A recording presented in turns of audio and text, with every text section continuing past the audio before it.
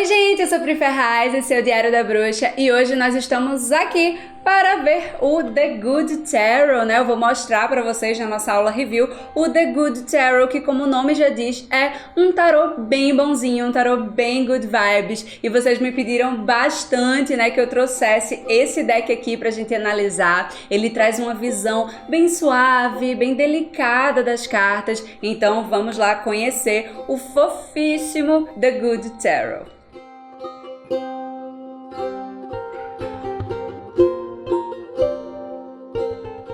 Bom, gente, vamos começar aqui analisando alguns aspectos práticos do The Good Tarot. Ele vem nessa caixinha, essa caixa é do próprio tamanho do deck, as cartas dele são largas mesmo, vocês vão ver durante o review. E quando o deck vem com uma caixa assim, desse tamanho, significa que a gente não vai precisar ter outra caixa para guardá-lo, né? Vocês podem deixar aqui mesmo, nessa mesma caixinha, que é bem bonitinha, por sinal. A caixinha tem uma qualidade boa, ela é simples, mas ela é muito boa. Ele vem com esse livrinho, que é um livrinho guia. E esse livro, ele tem uma pegada muito de oráculo, sabe? Então você vê que para cada carta tem meio que um parágrafozinho. Esse parágrafo tem um tom de voz, digamos que mais inspiracional, sabe? Uma mensagem, assim, inspiradora.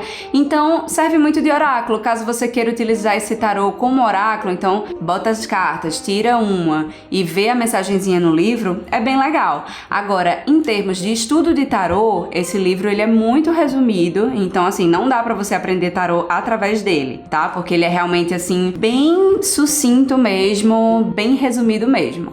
Mas é todo muito fofinho, né? Então o tom de voz é muito fofinho, a forma como ela explica as cartas é muito suave, e a proposta desse deck é justamente essa, né? Trazer algo tranquilo, suave. Por isso que é um deck muito legal para você jogar para pessoas que são muito impressionáveis. Então, às vezes, quando a gente vai fazer jogo de tarô, a gente encontra algumas pessoas que ficam meio que com medo, sabe? Então, usar esse deck com pessoas que já são um pouco medrosas ou impressionáveis ou estão muito ansiosas para fazer uma consulta é legal, porque é um deck que acalma, é um deck que tranquiliza. As cartas dele não dão medo, né? São todas muito fofas, muito transcendentais. Então, é uma boa opção nesses casos. Para vocês verem aqui, como eu disse para vocês, a carta desse deck é muito larga, né? E é muito bonito essas cartas largas, mas como eu sempre gosto de dizer, não é tão prático. Então, para embaralhar, não fica tão fácil, até porque ele tem um material muito durinho, parece um papelão. Então, você não pode fazer com muita força, senão a carta fica amassada, ela já fica envergadinha, só disso daqui que eu fiz. Então, realmente, eu gosto de decks mais maleáveis pra gente poder embaralhar com mais flexibilidade, mas não deixa de ser um deck muito bonito. Bom, só mostrar aqui pra vocês esse verso que é muito bonito, parece um livro antigo, esse verde, esse tom de verde muito bonito. E vou separar aqui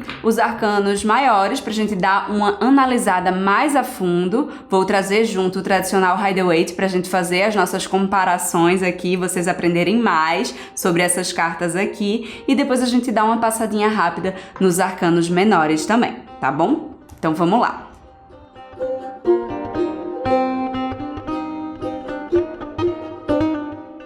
Bom, começamos aqui com a carta do louco, então. O louco, que é tradicionalmente aquela carta de alegria, de empolgação, de novos inícios. E aqui no Good Tarot, ele é representado com uma criança, já que o louco vai falar sobre jovialidade, né? Sobre a nossa criança interior muito alegre, muito entusiasmada.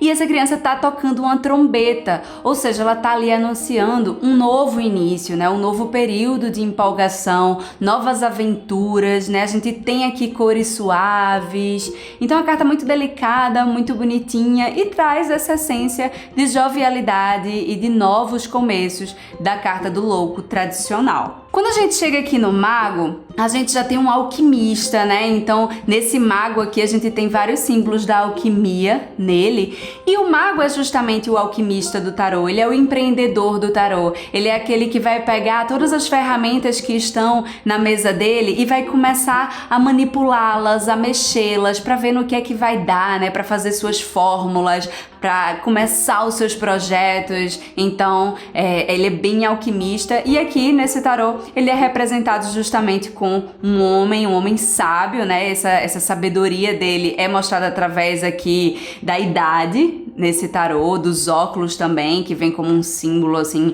universal de inteligência, digamos assim, e aqui com os símbolos da alquimia, mostrando que ele tá ali, ó, manipulando várias coisas ao seu redor. Uma carta simples, mas uma carta que traduz bem a essência do mago. Quando nós chegamos na Grã Sacerdotisa, a gente já tem também uma carta simples. A gente vê que, assim como o Rider-Waite, ela tem a predominância do azul.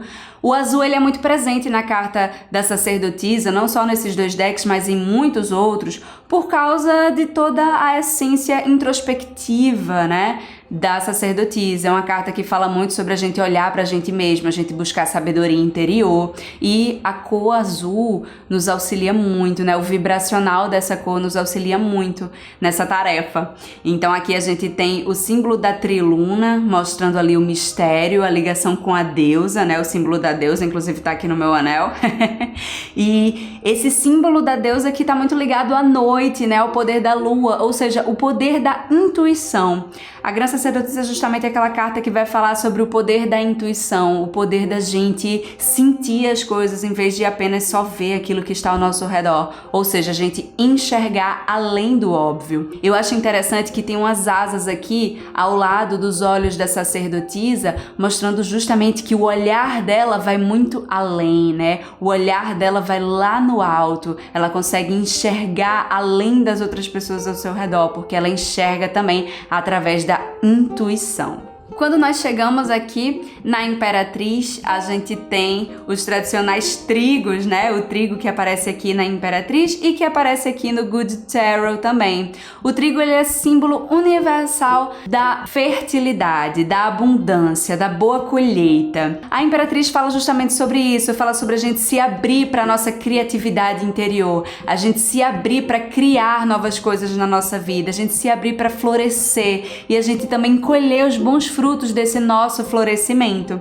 Então aqui a gente tem esse tom de dourado que liga muito à questão da prosperidade. A Imperatriz, que é uma carta que vai falar de prosperidade não só financeira, mas prosperidade em todos os sentidos da nossa vida, que é a prosperidade no sentido de boa colheita. Tudo que a gente planta de bom, a gente colhe também com muita fartura, né? E por isso ela tá sempre ali no meio de muita natureza, ligada ali com a natureza e com todo esse poder de fertilidade, que é justamente o poder de criatividade, né? Já que a Imperatriz é a mãe do tarô, é aquela que cria coisas, é aquela que acolhe seus planos e faz com que eles prosperem ainda mais.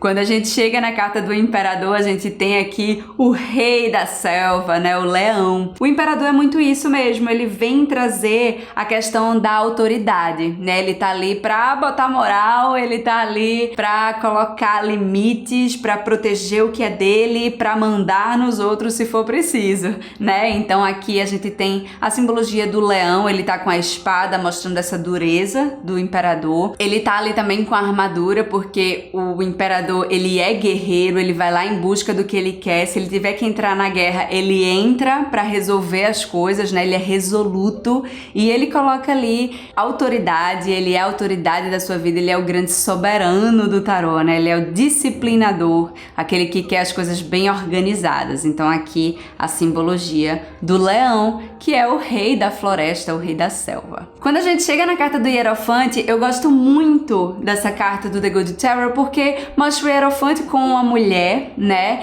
Então ela sai dessa coisa de o Hierofante tem que ser uma figura masculina, uma autoridade masculina, e não. O Hierofante, na verdade, é uma carta que vai falar sobre liderança espiritual, né? Sobre orientação espiritual. Então a gente vê aqui uma mulher realizando uma prática espiritual, né? Um ritual. É como se ela estivesse num palco, digamos assim, mostrando para as pessoas como se faz, né? E é isso que o Hierofante faz, ele guia as pessoas, ele é o mentor do tarô, ele é aquele que orienta as pessoas a fazerem o certo, a seguirem as regras, né? Então ela tá aqui fazendo todos os passos, com todos os ingredientes do ritual e mostrando aos outros como se faz. Por quê? Porque o Hierofante é aquele que orienta os outros como as coisas devem ser feitas ali, bem certinhas, bem conforme as regras tradicionais. Quando nós chegamos na carta dos enamorados, o The Good Tarot veio com o nome de amor, né? E vai falar muito sobre pertencimento.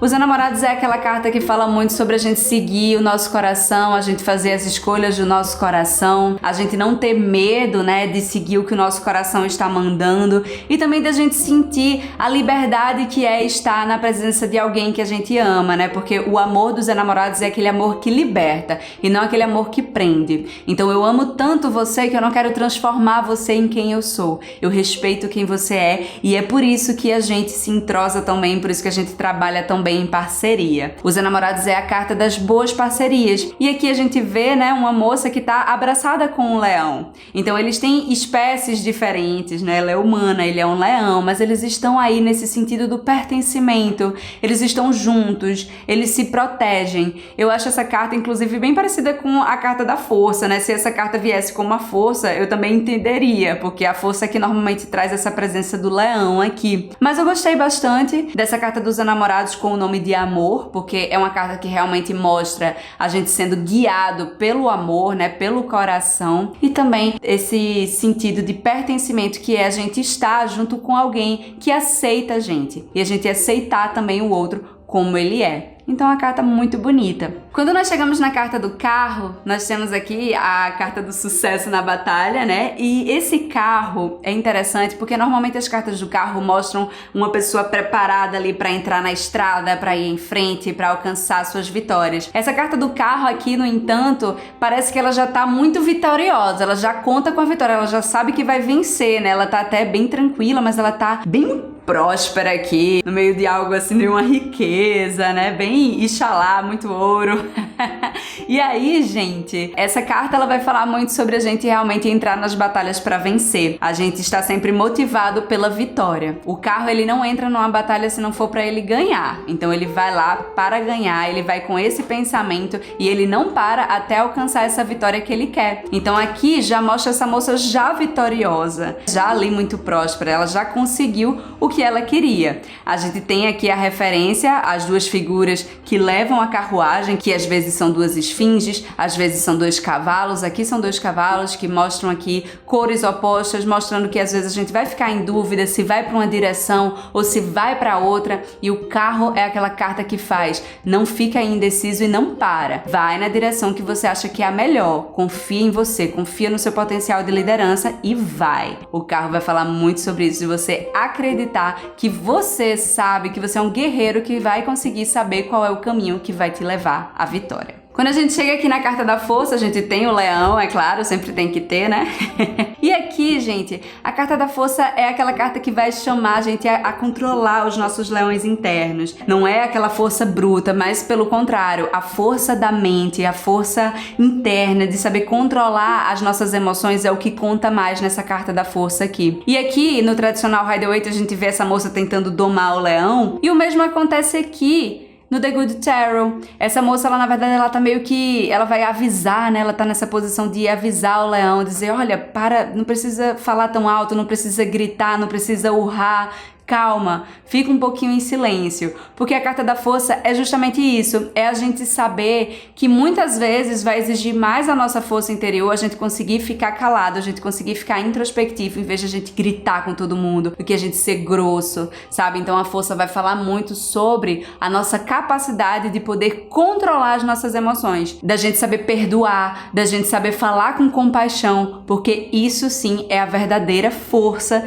que a carta da força vem mostrar pra gente. Quando nós chegamos na carta do eremita, a gente tem uma das minhas cartas preferidas aqui desse deck. É muito simples, mas é muito especial essa carta. O eremita que vai falar da necessidade da gente ficar um pouco sozinho, né? De vez em quando a gente precisa dos nossos momentos de isolamento, de introspecção, né? De se voltar pra gente mesmo. E aqui a gente tem uma porta fechada. E é isso, né? O eremita é isso. O eremita é a gente saber que às vezes a gente vai ter que entrar no quarto, que é a gente mesmo, olhar para o nosso próprio coração, olhar para o nosso próprio ambiente, ficar ali sozinho, dar um tempo das pessoas, ficar um pouco isolado para conseguir pensar melhor na nossa vida. Então aqui uma simbologia muito simples, mas eu achei extremamente inteligente colocar aqui uma porta fechada, porque é isso que o eremita é. Ele fecha a porta e foca nele mesmo, porque ele precisa ter o discernimento discernimento, precisa pensar mais em si, precisa exercitar o autoconhecimento. Quando nós chegamos na carta da Roda da Fortuna,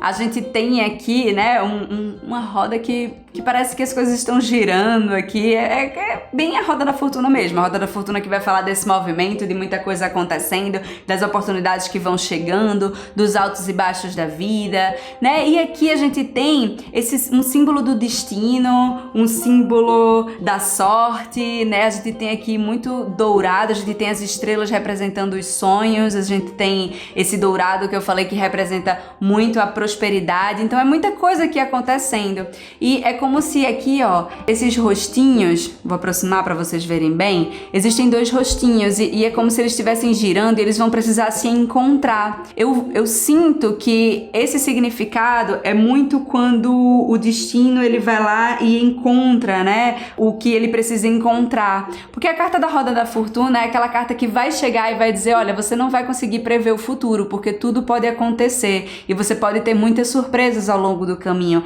mas você tem que aproveitar as oportunidades. Então, às vezes, esses dois rostinhos, eles vão se encontrar, mostrando justamente as coisas que a gente encontra inesperadamente na nossa vida. Mas quando eles se encontrarem, o que é que eles vão fazer juntos, né? Eles vão conseguir aproveitar a oportunidade de estar juntos? Sabe? Então eu vejo essa carta muito com aquele espírito de aproveita as oportunidades, aproveita os encontros. Nenhum encontro que você tem na sua vida, seja com uma pessoa, seja com uma situação específica, é por acaso. Tem sempre alguma razão e você sempre pode tirar proveito disso, né? Tirar proveito no sentido de aproveitar as oportunidades que aparecem. Então, aproveite a sorte que vem, se abra para receber esses aspectos de sorte que chegam inesperadamente para você.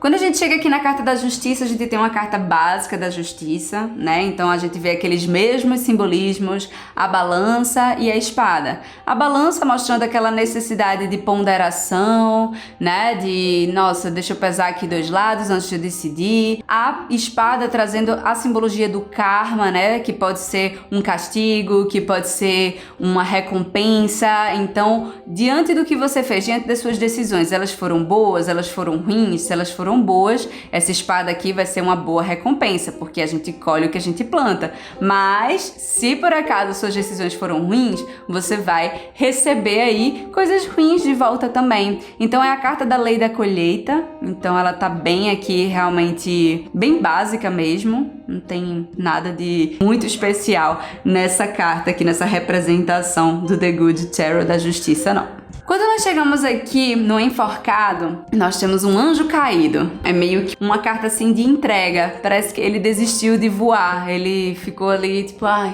não vou conseguir voar nesse momento, então ele se entrega. E é muito enforcado, né? O enforcado mostra momentos em que a gente não consegue se mover, em que a gente tem que realmente aceitar que a gente tá num momento de pausa, a gente tem que ter paciência de passar por esse momento desconfortável no qual a gente tem que observar a vida a partir de uma nova perspectiva. Ele tá acostumado a ver a vida do alto, ele tá acostumado com o movimento, mas agora ele vai ter que ter paciência de lidar com estar mais caído, estar parado, não estar usando as suas asas. Uma representação simples, mas que eu acho extremamente eficiente da carta do enforcado. Quando nós chegamos na carta da morte, nós temos aqui a transformação. Eu gosto muito desse nome que tem aqui no The Good Tarot, transformação. Como eu disse pra vocês, é um tarô muito bom pra gente jogar pra pessoas que são impressionáveis, porque às vezes quando a gente tá jogando tarô e vem ali a carta morte, algumas pessoas se aperreiam, né? Ficam com medo. Ai, morte, será que alguém vai morrer? E a partir do momento que a gente tem uma carta com o nome transformação,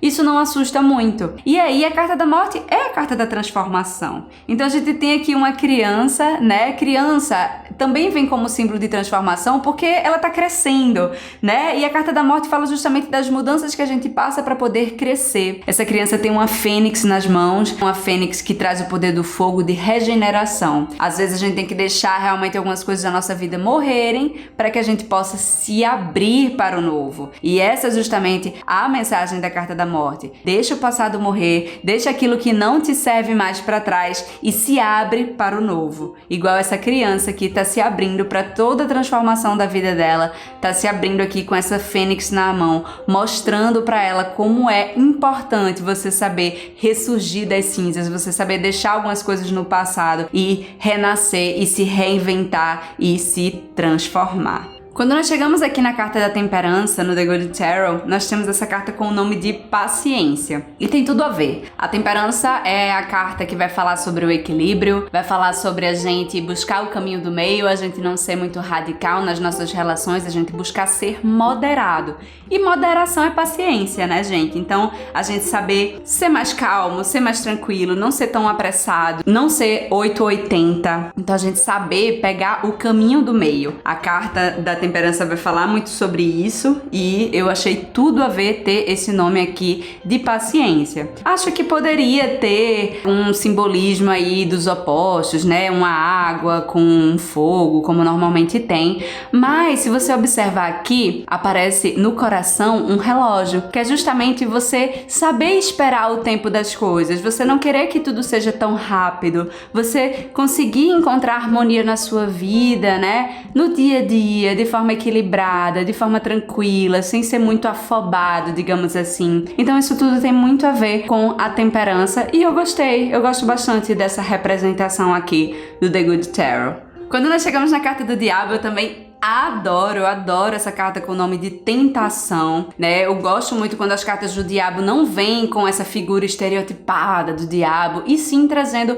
o real sentido dessa carta, que é a gente ser muito apegado aos prazeres da carne, a gente ser muito apegado ao materialismo. Então aqui tem essa maçã aqui com uma mordida de coração, mostrando muito esses prazeres da carne mesmo. A gente tem aqui um baú cheio de dinheiro, mostrando o apego ao dinheiro. Então aqui a gente vê as mensagens da carta do diabo. Cuidado com as tentações, cuidado para não exagerar demais, né? Em querer ser muito rico, em querer aparecer demais, na vaidade, no orgulho, nesse tipo de coisa, nesse tipo de energia. Que você seja guiado pelo prazer, pela felicidade e não pelas aparências e não pelo apego. Eu gosto muito dessa representação aqui da carta do diabo, mais uma vez uma representação de uma forma leve, de uma forma tranquila e que não assusta o consulente, né? Não assusta ninguém essa daqui, ela fica muito, muito tranquila, muito suave.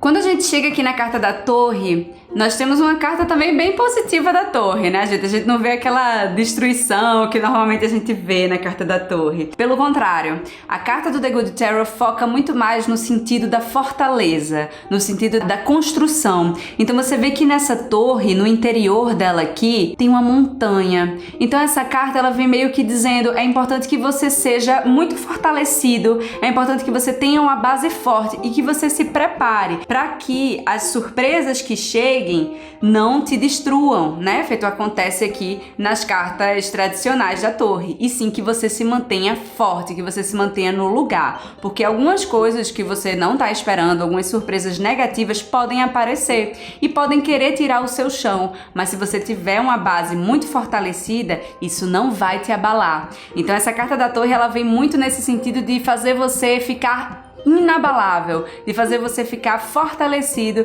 diante de qualquer desafio, qualquer obstáculo que a vida jogue para você. Aqui na carta da estrela, a gente tem uma representação simples, né? Então aqui essa moça, ela tá segurando o potinho de água, que normalmente nas cartas tradicionais essa água é jogada, mostrando como símbolo da inspiração, do emocional, aqueles sonhos que você quer alcançar, né? Aqui as estrelas representam isso. E aqui tá ela, agarrada com seus sonhos, acreditando que vai encontrá-los, que vai realizá-los na noite. Então, sim, uma carta simples, mas que traz aquela aura de inspiração e de beleza da carta da estrela. Aqui na carta da lua, a gente tem uma representação bem interessante também, né? A carta da lua que fala muito sobre ilusões, sobre a gente não estar enxergando bem a realidade. E aqui tem essa moça. Eu gostei muito dessa representação da carta da lua porque mostra essa moça lá em cima da lua olhando para baixo. Quando você olha as coisas muito de longe, você olha as coisas através do seu filtro, você vê uma realidade distorcida. Essa moça, ela não tá conseguindo enxergar bem porque ela tá vendo de longe, ela não tá vendo a realidade, ela não está vendo de perto, ela está vendo reflexo reflexos, né? Ela está vendo o que a mente dela está formando aqui na mente dela. Então, a lua é uma carta que pede muito cuidado com isso, né? Espere o dia amanhecer para você enxergar melhor, para você não tirar conclusões precipitadas e conclusões erradas, simplesmente por não estar enxergando bem as coisas. Esse é o aviso da carta da lua e eu adoro essa representação aqui. Essa carta, além de ser muito linda, ela explica de uma forma muito boa e muito tranquila a essência da carta da lua. Quando nós chegamos na carta do Sol, temos também uma representação simples, mas que é aquilo, né? O Sol, ele é aquela luz, ele é o dourado, ele é os girassóis aqui se abrindo e cantando em alegria. E é isso que a gente vê aqui, né? Uma moça cheia de girassóis brilhando. A carta do Sol é aquela carta que fala, deixe-se brilhar, né? Permita-se brilhar.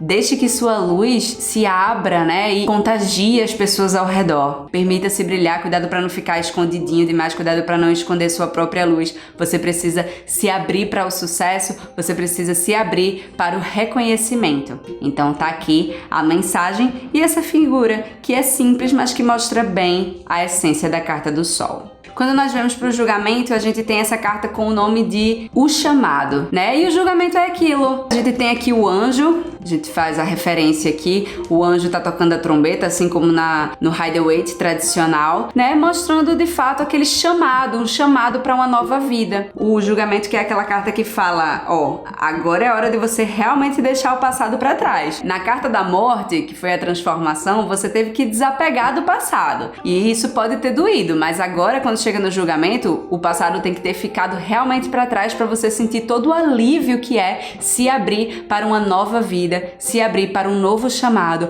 Você tem que escutar para onde sua vida está te chamando, para você não ficar ali insistindo nas mesmas coisas que você já sabe que não vão dar certo, então que você se abra para ouvir os novos chamados aí da sua vida.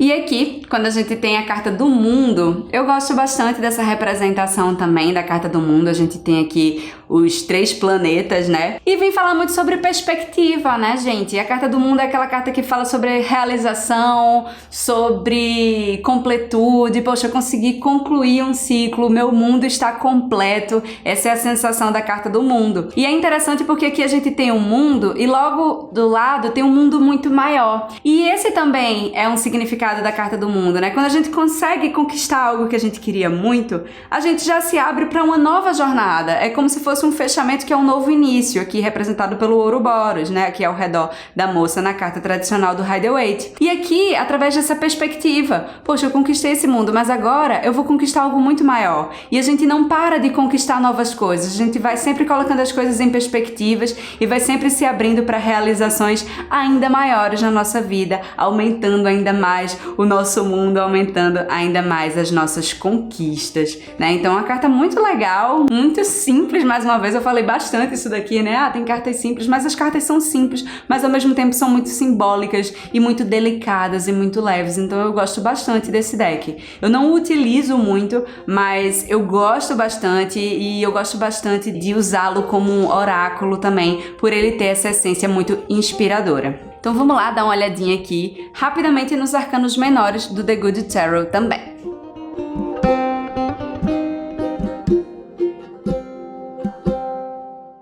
Bom, temos aqui os arcanos menores do The Good Tarot e, assim, eu confesso pra vocês que eu gosto muito mais dos arcanos maiores do que dos arcanos menores desse deck. Primeiro porque eu acho que as cartas, elas são muito parecidas umas com as outras, então fica difícil pra quem tá iniciando no tarot saber diferenciar os significados dos números. Então você vê que eles são, ó, bem parecidos. Eu entendo que esse tom de azul esteja em todas as cartas do naipe de copas, porque é o naipe das águas e mostra a gente muito imerso nas nossas águas, né? Imerso nas nossas emoções. Mas, assim, eu acho que as cartas poderiam ter mais símbolos, assim, que fossem ajudar quem está iniciando no tarô a conseguir decifrá-los. Gosto das rainhas, então aqui a gente tem, ó, A rainha de copas, ela tá totalmente imersa, ela tá ali dentro da água, é aquela rainha que tá ali cuidando das emoções e tá sempre olhando pelo coração, né? Então eu acho as rainhas desse tarô muito bonitas. A gente tem muita referência aos elementais, né? Então aqui a gente tem as sereias, as ondinas. E quando a gente chega no naipe de paus, e é interessante porque nesse tarô eles usam o elemento mesmo. Então é o naipe de água, de fogo, né? Fire, earth, que é terra, e air, que é ar. Então eles usam o nome dos elementos e não dos naipes mesmo. Mas aqui, ó,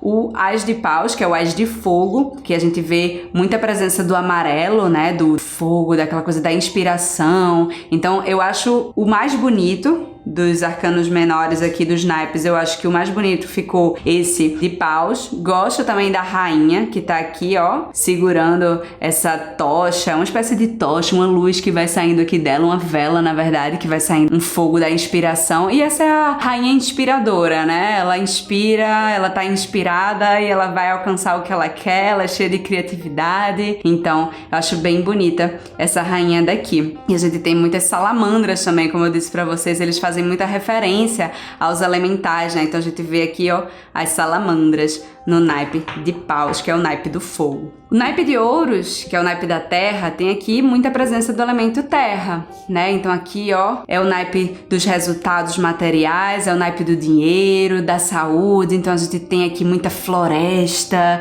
né? Muitos animais da terra. Esse 8 de ouros é maravilhoso, eu acho uma das cartas mais lindas do 8 de ouros que eu já vi, que é uma carta que vai falar sobre perfeição e eles fazem essa referência com um instrumento musical, né, que a gente sempre pode se aperfeiçoar mais, que essa é a mensagem do 8 de ouros. Então é muito bonita e a rainha desse naipe também é maravilhosa, olha só, que linda, essa elfa linda, bem próspera, florescendo, porque a rainha de ouros é aquela rainha, ela é a rainha rica, né, do tarô. Então ela floresce, ela se abre para colher, né, aquilo que ela plantou. E aqui no naipe de espadas, eu não gostei muito de ser tão azulado assim. Você vê que ele fica até parecido com o naipe de copas e perde um pouco da questão da seriedade desse naipe. Eu acho que ele poderia ser mais acinzentado, na minha opinião, aqui, sabe? Mais puxado pro cinza, mais puxado para as cores escuras, porque o naipe de espadas vai falar sobre a questão da nossa mente, né? Nossas ideias correndo soltas, mas que às vezes entram em conflitos também, né? Coisas pra gente precisar resolver no nosso dia a dia. E aí eu achei que visualmente ele ficou muito parecido com um naipe de água, de copas. Então, eu não gosto, eu realmente não gosto desse naipe aqui, como ele foi feito. Eu acho que as imagens dele não foram tão legais, mas gosto aqui da rainha, que tá com sua coruja, muito sábia, muito certeira. A rainha de espadas é aquela que não quer conversa mole, né? Ela simplesmente vai lá e faz o que tem que ser feito. Ela é bem imperadora. E aí eu gosto bastante dessa rainha aqui. Você vê que é uma rainha mais velha também, então ela já tem uma seriedade maior. Então, tá aqui, esses foram os arcanos menores vistos bem rapidamente no The Good Tarot. É isso, gente. Esse foi o The Good Tarot. Me contem aqui nos comentários o que é que vocês acharam desse deck. Se você ainda não está inscrito aqui no canal, arrasta o dedinho pro botão vermelho aqui embaixo, se inscreve, ativa o sininho para receber todas as notificações de novos vídeos. Não deixa também de me seguir lá no Instagram, @Diário da Bruxa, que lá tem muitas dicas de tarô, tá bom? Um beijo, muita paz e muita luz pra você.